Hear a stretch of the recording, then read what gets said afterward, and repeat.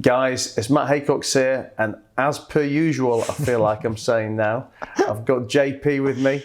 I feel that JP's on the show almost as much as I am. He's gone from being a guest to like a co-pilot to actually feel like I'm going to retire and let him take over. No, JP's here in Dubai, and as I always say, when me and JP get together, we can't miss out on the chance to chat on some stuff. So here we are today. I don't exactly know what's on the agenda, but I know JP's going to have some interesting and thought-provoking things, and I'm giving the microphone over to him, so I'm sure you'll enjoy listening as much as I'm going to enjoy being put on the spot. Good to see you, buddy. So good to be back. And yeah, you're right. I love these conversations, and we always dig deep into some things. So it's just silly not to film it or to leverage our conversations and our time together. So first of all, what I wanted to share was something that we just mentioned, or that I mentioned to you off camera. And it was off the back of something that I've heard numerous times when you're talking to other people, and it's about stress. Now, me coming from a, I guess, mindset, psychology, NLP background, I'm into energy management. So I talk about and I talk to stress a lot. And this thing that you said was something along the lines of, and please feel free to interrupt if I don't get it right, that you don't understand how people get depressed or that stay stressed or anxious because you always feel like it's solvable. And from a psychology perspective, there is no good or bad stress. Even someone dying of cancer can die gracefully, Hopefully they don't, but if they do, you can still do it gracefully. Whereas someone can have their best life on paper in a day and not be grateful for that day because they're thinking about something else that's stressing them out, overwhelming or overwhelming them or causing them anxiety. And I'd love to know your view on this, or what about this relates to you. But in psychology, sports psychology specifically, there's something called a challenge threat appraisal. And it has to do with, look, what I do is I help high performers perform under pressure, as in one of the things I do. And when it comes to performing under pressure, you're under stress, right? When you're under pressure. And some people under pressure are going to appraise the stressor as a negative experience, as in a threat. And other people, same stressor, will perceive it as and appraise it as a challenge, as in, like, let's call it like climbing a mountain. Like, we just got to get to the summit, let's go, one foot in front of the other. And it has to do with, or the difference between whether you or I perceive a stressor as a challenge or a threat comes down to a balance of resources versus demands. Simply put, if someone feels like this thing that I'm going through right now, whether in your relationship, in your business, in your health, is a threat, it's because they feel the demands, the situational demands put on them outweighs the inner resources and the external resources. So it outweighs their resources. They have less resources than they do demands. Does that make sense? Yep. Whereas when someone perceives something as a challenge, and it can be the exact same thing, it's simply because not the thing is different, it's the thing about the thing. It's that they perceive to have more resources, or their resources outweigh the demands. Because you said you perceive most things as a challenge, if not all. Yeah? Yep. Do you perceive things as a threat or a challenge generally? Well, to answer that question, I'd say I would try and perceive most things as a challenge, but and I hope I'm not interrupt. I don't know if you got to the end of what you were saying, but I completely agree with everything you say. But to me, and I think when I look at myself or when I look at other people, that yes, there's always a resource issue, but I think that the stress comes from the fear of the unknown, from the lack of control, or let's say perceived lack of control, and then also, I guess, the impact of the outcome if it happens. And I don't know how those three things tie into what you're talking about, but like when you talk about the cancer thing, for example, that someone can die gracefully. And I guess, for me, the stress would come into that from the fact that, it's that fear of the unknown of what's going to happen. And I know, exactly. we kind of start this conversation off camera talking about that. I say, I was talking about my weekly roundup the other week, that a lot of the people that I deal with in business who are great at their day-to-day job, they don't have the balls. Yeah. When it comes to let's say heavy duty or perceived heavy duty pieces of pressure, they crumble. But for me, that crumbling comes because of their lack of understanding of what's going on and their perception of what a hugely negative outcome could be. When it really just comes down to the fear of the unknown. And for me, the reason I don't get stressed in those situations is because I've been in them before, or I've been in something similar to that before, or I just don't know. So I just don't perceive the outcome as problematic as someone else might. And Callum and I actually were talking the other night. We'd come for a shisha and we were talking. Forget what it was specifically I was saying to him, but he was saw that. It looked very romantic. I was like, is that just the two of them? Just the two of us. It was Callum's first smoke of the pipe. He was saying, you must be super stressed all the time.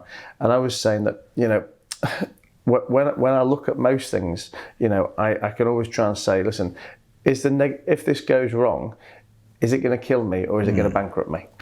And 99.9% of situations, the answer to both of those questions is no.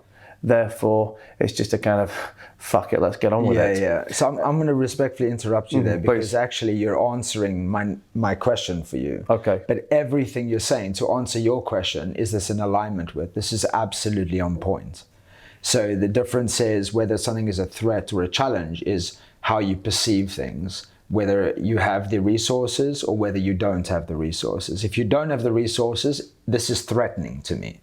If you do, whatever those resources are, you feel like, hey, I know I can deal with this. Now, the question that I really wanted to ask you today was, what are those resources for you? Because I think, we love learning from each other, right? And being inspired by each other and stuff. And I want to know that for me, but I know everyone is going to get benefit from knowing that too. So the question is what are the resources that you rely on to be able to perceive things as a challenge rather than a threat? And I'll start off with saying that you just mentioned a few of them. Yeah. I don't focus on the negative outcome, or in my language, what could go wrong. Number two, evidence. One thing I do in my coaching is I help people identify the evidence that is already there from previous experiences. Because a lot of the times people in the present day go through shit and they think for a moment, I can't get through this. But if you sit them down and get them to revisit their past for long enough, they realize, man, I've got through way worse than this before. And this is a really important psychological skill, to be able to go back and look at things that you've gone through to remind yourself, man, like I told you the challenge I'm going through now, right? Yeah. Off camera. I fucking survived a near-death accident. I survived my father's suicide. I've survived a lot of shit that makes me remember that this is just a challenge. This is not a threat for me. So for you, what are the resources that you rely on to be able to consistently perceive things as a challenge?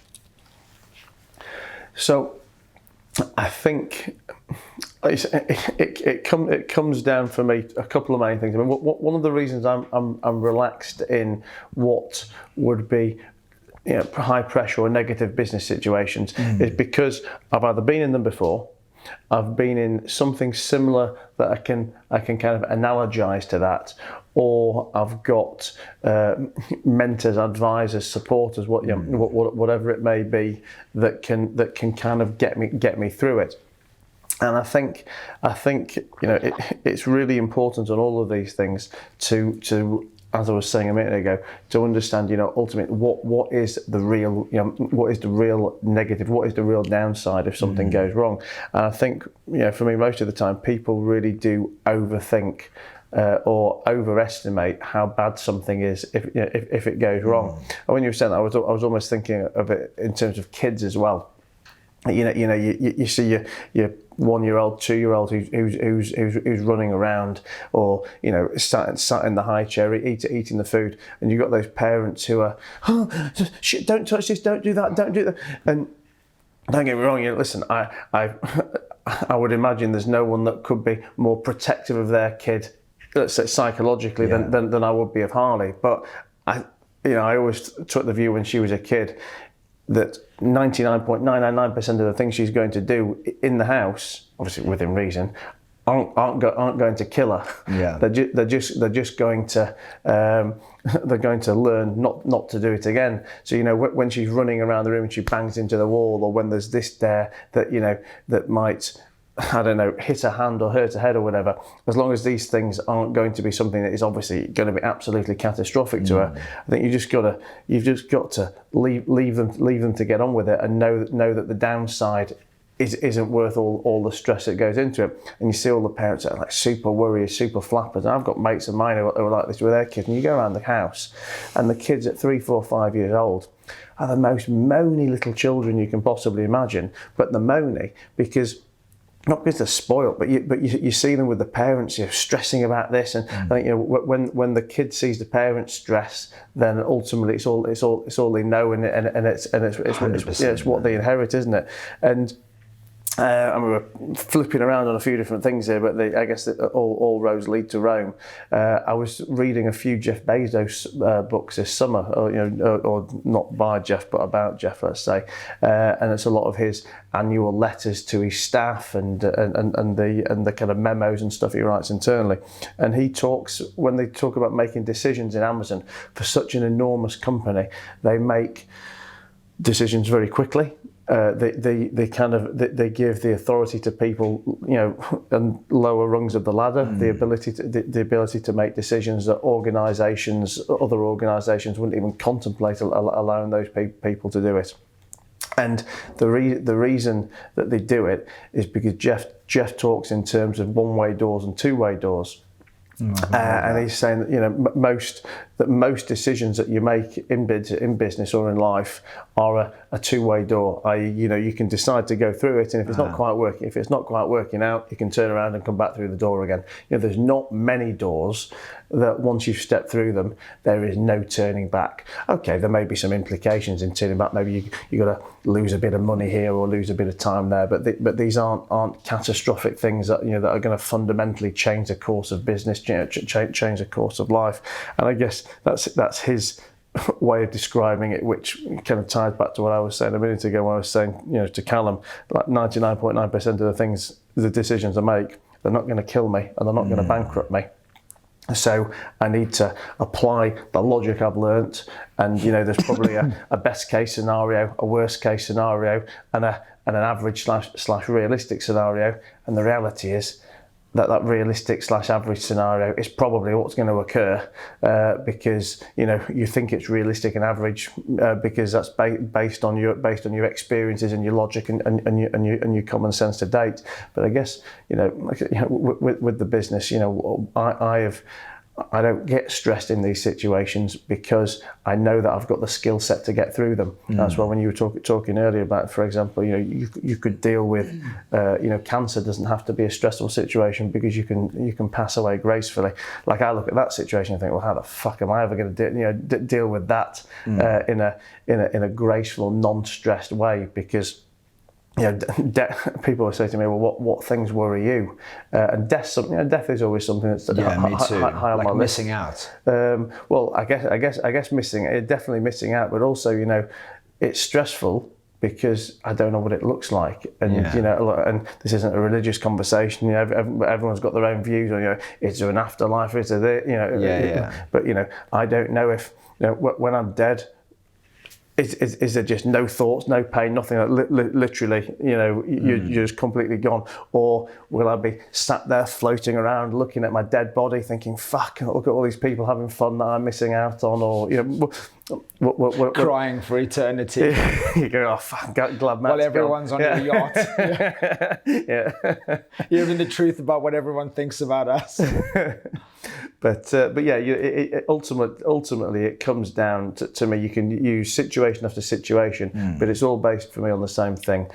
Fear of the unknown, and lacking the tools, resources to be able to deal with it. Yeah. So for me, like when it comes to the cancer thing, a resource. Someone might be watching this thinking, how do you have a resource to be able to deal with the fact that you're going to die? It's very simple. Gratitude.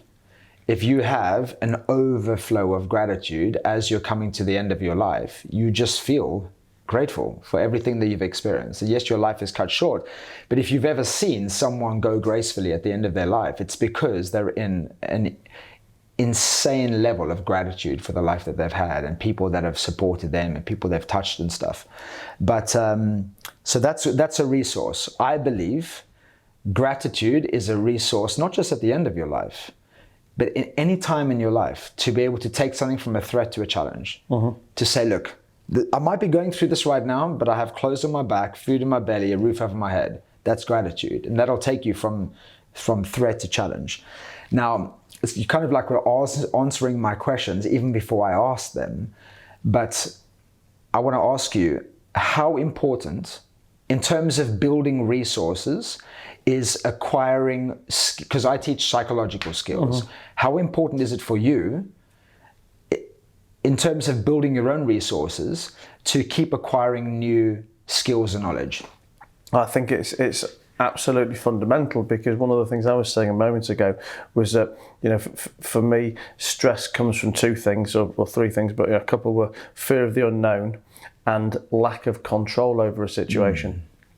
And whilst there will always be some situations that to a degree you can't control, I think a lot of lack of control in life comes from your inability to do something, and therefore reliance on other people to do it for you. Whether that's in super stressful situations, or whether it's just, let's say, day-to-day business activities where, I don't know, maybe it's accounting, and if you're the owner of a business, I mean, one of my pet hates is that so many, I'd say the vast majority of owners and managers of businesses have not even a basic financial skill set when it comes to accounts and accounting, etc. So when it will come to legal, potentially to marketing or to digital marketing, and all of these skill sets are effectively farmed out to other people, and the trust is put in them, and it's something that they have got the ability to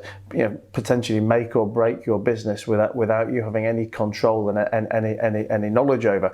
And I would say in a lot of these situations, business owners actually probably aren't stressed about it, because they naively think, oh, this person is qualified in that because it says so on their CV, and they therefore trust them to get on with it.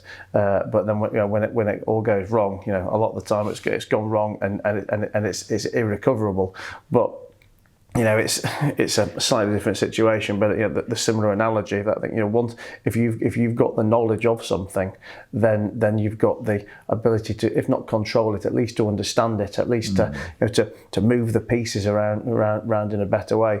So I mean, for me, I'm always wanting to learn new things, whether that's direct skills, whether it's indirect skills or historical stories or whatever that I can apply to a business situation, to life, to whatever, because ultimately, the more skills you've got, the more control you've got, which kind of makes me think back to the coronavirus times as well, when a lot of what I was talking about to my audience and when I was doing all my lives and things back in the early days of COVID, was the importance of having skill sets that you can monetize, because obviously it was a situation, the whole COVID situation, in terms of being furloughed, in terms of being made redundant, in terms of businesses being shut down, was a situation that no one had ever dealt with before, but obviously everyone's super stressed about it because they're thinking, shit, how am I going to put food on the table? But they're thinking, how am I going to put food on the table? Because all they are is reliant on somebody else to pay their wages for them. And one of the things I was hammering onto everyone was, now is the time that you've got to realise you need skill sets to monetize, whatever that may be, whether that's, speaking French so you can be a French teacher, or being into horticulture so you can mow someone's lawn, and I wasn't even talking about what you could do to be, to make a fortune or to be a millionaire, but just stuff that you could do to be able to monetize, to know that you could always pay the mortgage, that you could always put food on the table, and always have those basic needs around you.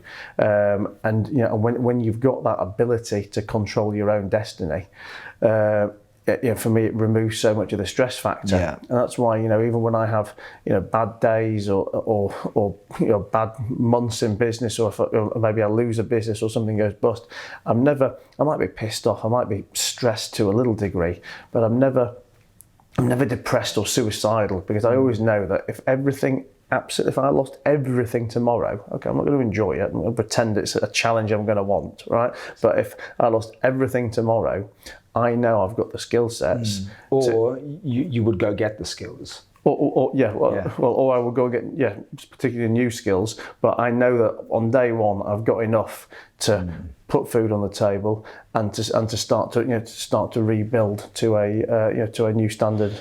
Does that make sense? Absolutely. It's actually the perfect example to explain this threat challenge appraisal that's relatable to everyone, because everyone went through COVID.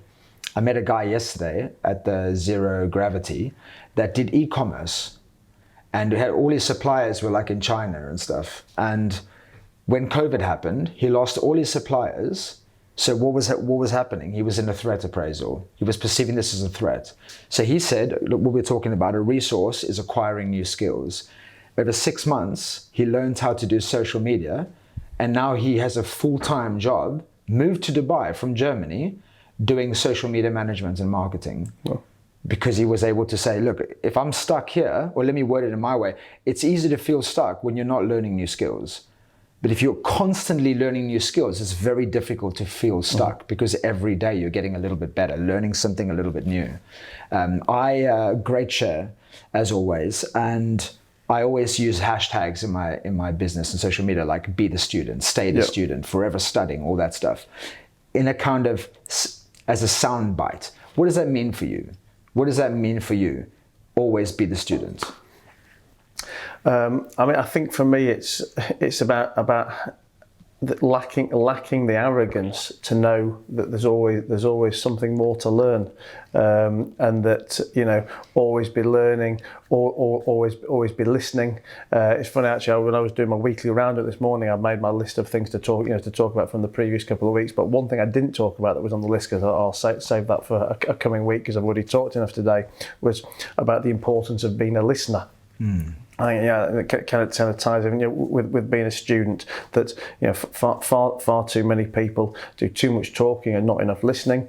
And listen, I'm not, unless I'm put on the spot to be a talker, let's say, in life, I would say I'm more a listener than a talker, because I'm not, I'm probably quite chilled and passive. But it's also because I love listening and love absorbing and love learning. And if I'm talking, I can only be talking about what I already know, so I won't pretend that I sometimes don't like the sound of my own voice. But that's so well put, though. If you're always talking, you're only ever talking about what you already know. Man, you need to clip that out and just use that little few second clip, because that's very powerful. What's very interesting is, two things really. One, I think that's why we love having these conversations, because, without talking about myself, we both are really good at listening. But secondly, if you go on my social media, I literally just a few days ago posted, nobody likes to know it all. Like, be really good at listening, and don't listen to respond, listen to understand. And even if it means taking your time to understand, or if you don't understand, don't pretend that you do and say some shit. Just go back, go away and try and understand it. Because if you can get the understanding, then you've gained a new resource. And I think that for you is something that you do really, really well. Constantly meeting new people, going away and understanding, like, what did I take from that? So I know obviously we're not going to do a very long one today. So let's close on the threat versus challenge appraisal, and hopefully we've given some people value and understanding around there is no good stress or bad stress. There is only what you perceive, and it comes down to whether there's more demands on you or you have more resources. It comes down to what resources you've acquired, either externally or internally. One more question as we close that. Are the people in your life your number one resource? If not, what is? Good question to put me on the spot. Somewhere between, let's say, my skill sets and perception and the people, I would say are 100% the most important resources. It's always easy to default to money being a resource, which obviously it is, but I think ultimately, the people who are sometimes in the most stressful situations, these situations, they either had money before and they're losing the money, hence why they're in that stressful situation, or money can't fix it, which therefore to me indicates that there is greater value to be had by people in your network and other people's abilities and skill sets that they can bring to you, rather than the isolated cash in itself. I mean, listen, money's a resource, and when you haven't got it, it's always feels more important than it probably is when considered in the kind of I guess greater number of options of resource out there. But like a minute ago, when I was saying, if I lost everything, as much as I wouldn't enjoy losing everything, I know I could get it back again. Yeah. And if I can get it back from a standing start of having no money, then I know ultimately that money isn't my most important resource. And would you say that, by the way, a great answer, not just on the money side, but saying that my greatest resource is both external and internal. It's my skills and my people. Yeah, because if you haven't got the internal resources, then you can't even leverage the people. And as important as those people are, you are reliant on them again, and that's what we talked about a minute ago. That that stress comes from too much reliance on other people. So I think it's having that balance of being able to, leverage and identify the people that can help you, but also being able to do certain things yourself as well. I totally agree with what you're saying. Like for me, I'm constantly learning new skills in building my internal resources, and I'm constantly wanting to meet new people, building my external resources. Just on the money side, when you started talking about money, it made me think of such a great quote. I think it's like gone viral as an Instagram reel or something. And it's this voice saying, people believe, you think that money can't buy happiness. Obviously, you've never been to Dubai. I like that. Clearly, you've never been to Dubai. Okay, very quickly, as a roundup. Yes. Motivation for me is something that is central to my life, in my business, but also in my own personal life. Needing and wanting to feel motivated to do something. Yes, so there's people out there and coaches and influencers and stuff that say, motivation isn't real and all that stuff, but studying psychology, I can tell you that it's a thing. And having tested athletes and high performers in athletics and high performers in business, giving them psychological skills training and motivational tools, they have a pre-test and a post-test assessments, and everyone performs on an average 20% better after having a motivation or having being motivated. Two things. One, just to share, and then final question.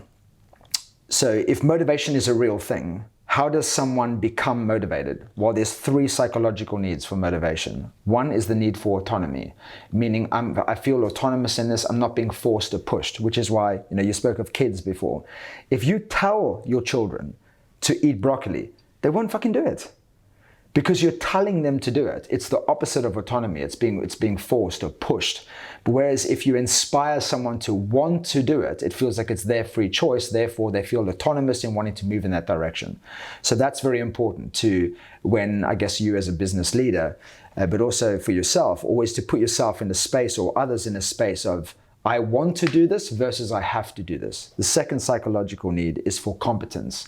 People will never be motivated to do anything if they don't believe they can do it. Now there's a whole stuff behind that, the skills, the resources, the training. And then thirdly is relatedness. You'll be motivated to do something when you have relatedness or connection around you in that area. So for example, I think you were motivated, and tell me if I'm wrong, to be more consistent in fitness because you built relatedness around you. Me and a few other people, a lot of athletes in Dubai. Now you've got this connection and relationships around you that gives you relatedness. Does that make sense? Understand, yeah. So that was just a share really for the people in your audience. But the question I have for you that I'd love for you to share with everyone else is, what really motivates you more than anything? One thing. I'm always more motivated by the threat of downside than the potential upside, if that makes sense. Can you elaborate? Yeah. So for example, if it's about achieving a goal in business, I'm more interested to achieve that goal to protect me from downside. I.e., I'm more worried about losing money, losing business, losing freedom, losing whatever it is, than I am about working towards another Ferrari or or a bigger house or whatever it may be.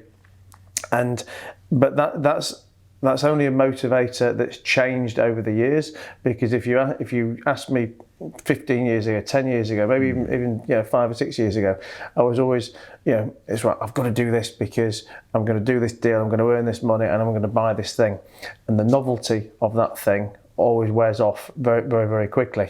For me, I mean, like here in Dubai now. I mean, I've been here over a year. I still haven't got a car. I take Uber everywhere because I just don't give a shit about the cars. I've had them all, but over the years, I've worked to buy Ferrari, Lamborghini, Rolls, Bentleys, all these different things. And as soon as I've got them, after that first drive or two, it's just a car. It's just a car. The novelty's worn off very quickly.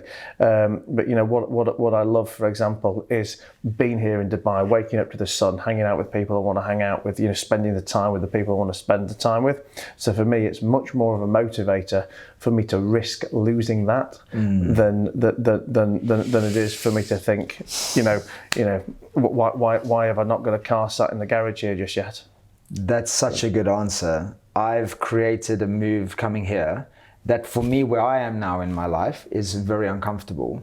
And that has been my motivator, to put myself in all of the experiences that I want to be in, and then work as if I'm losing that is a threat. Does that make sense? And it's called away motivation.